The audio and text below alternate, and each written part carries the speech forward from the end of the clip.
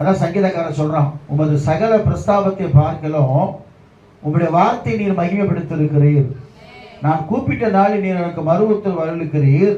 என் ஆத்மாவிலே பலன் தந்து என்னை என்ன செய்றீங்க? தைரியப்படுத்தினீர் என்றான். இந்த வசனம் நம்மளை தைரியப்படுத்தும். அல்லேலூயா சொல்லுவோமா?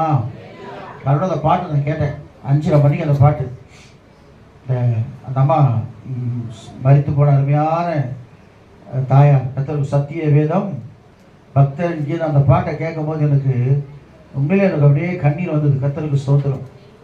அந்த வேதம் எப்படியெல்லாம் ஒரு மனுஷனை பாதுகாக்குது.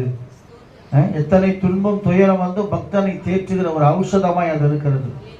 கண்மலையெல்லாம் உடைக்கிற ஒரு சம்மட்டியை போல இருக்குது. நம்மளை பாதுகாக்கிறதா இருக்கிறது. அதுதான் வேதத்தை அதிகமாக நீங்கள் நேசிங்க. கர்த்தர் உங்களை ஆசீர்வதிக்கிறவராக இருக்கிறார்.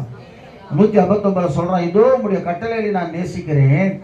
கர்த்தாவே உமது கிருபையின்படி என்னென்ன